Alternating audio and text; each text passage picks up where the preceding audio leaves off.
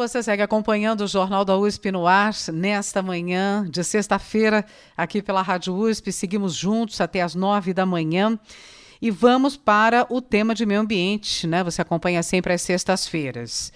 O abastecimento de água para a região metropolitana de São Paulo volta a preocupar.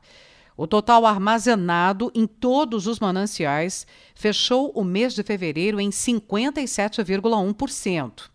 No final de fevereiro do ano passado, esse volume estava em 75,1%, ou seja, 18% a mais no ano passado.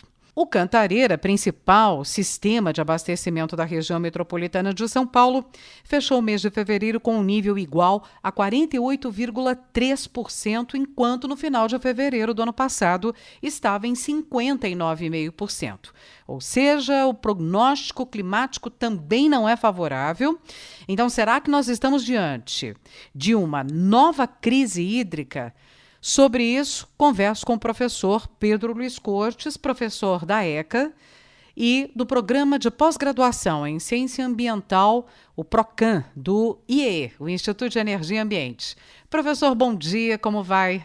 Bom dia, Roxane, bom dia, ouvintes, é um prazer falar com vocês. Professor, qual a sua avaliação a respeito da situação atual dos mananciais que abastecem a região metropolitana de São Paulo? Bom, Roxane, como você mesmo adiantou na abertura, nós temos uma quantidade armazenada menor do que a do ano passado.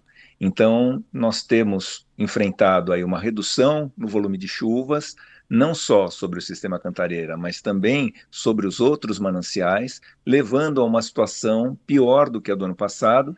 E lembrando que nós entramos agora em março, a tendência é que as chuvas de março elas sejam não tão volumosas quanto de janeiro ou fevereiro. Então, a recarga que nós teremos até o final do mês, quando começa, né, o outono, já um período de estiagem, ela vai ser menor do que seria necessário. Então, nós vamos enfrentar um período de estiagem com volume de água menor do que nós tínhamos no ano passado, e isso preocupa diante do prognóstico climático até o final do ano. Detalhe um pouco mais para a gente qual é o prognóstico até o final do ano.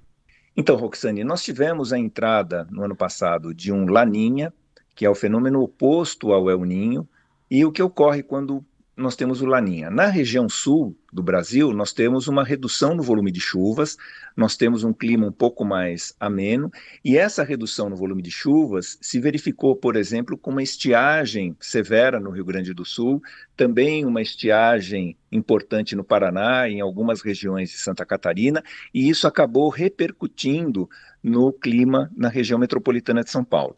Há uma certa divergência, né, quando conversamos com climatologistas, com meteorologistas, a respeito da influência do El Ninho ou do Laninha em São Paulo. Mas dependendo da intensidade desse fenômeno, eu tenho estudos já publicados que mostram que efetivamente nós podemos sofrer ainda essas consequências, e isso acabou acontecendo porque a mesma estiagem que ocorreu no sul, ela também se fez presente aqui na região metropolitana de São Paulo, com uma má distribuição de chuvas. Então, às vezes, você tem um local onde chove muito, temos enchentes, inundações, enquanto em outros locais da cidade de São Paulo, da região metropolitana, nós temos um ambiente seco. E isso foi muito prejudicial à recarga dos mananciais. Esse Laninha, ele está terminando agora em abril, maio, e aí nós entramos na chamada fase neutra, que normalmente é uma fase de transição entre um Laninha e um El Ninho, por exemplo, mas a má notícia é que provavelmente esse El Ninho vai voltar em setembro. Ou seja, quando nós temos no segundo semestre o período de recarga mais intensa dos mananciais, quando chega a primavera, essa recarga também não vai ser tão intensa quanto desejado. Então, o resumo, nós chegamos, né, nesse verão com níveis mais baixos do que era desejado comparativamente ao ano passado, tivemos uma recarga menor, e essa recarga menor ela deve se prolongar, infelizmente, para o próximo verão. Bom, então é a pergunta, né, que todo mundo vai se fazer diante disso tudo. Quer dizer, a gente pode ter uma nova crise hídrica? Então, eu concordo com a Sabesp quando ela fala que neste ano nós não temos risco de desabastecimento. Uhum. A situação não deve se alterar drasticamente esse ano, mas ela pode se alterar no próximo ano.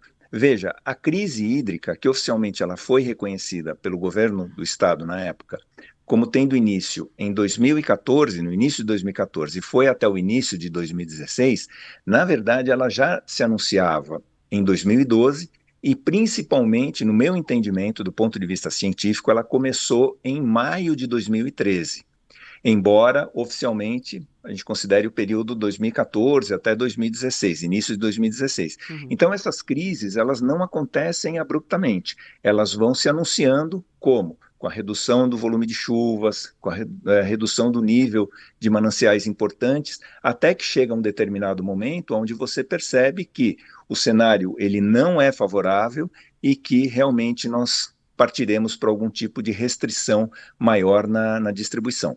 O Uhum. que joga favoravelmente em relação especificamente ao Cantareira é que hoje a Sabesp ela administra o Cantareira de uma forma diferente que ela administrava no pré-crise.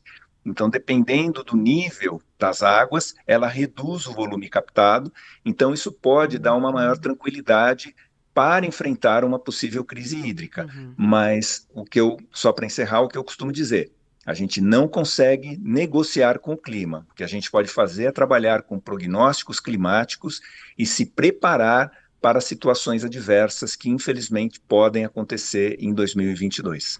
A gente vai continuar acompanhando e pode voltar ao assunto, inclusive. Professor Pedro Luiz Cortes, da ECA, do Instituto de Energia e Ambiente, sempre às sextas com a gente. Pode acompanhar os nossos bate-papos que publicamos no nosso portal jornal.usp.br e também no canal no YouTube O Ambiente é Nosso Meio. Muito obrigada, professor. Até semana que vem.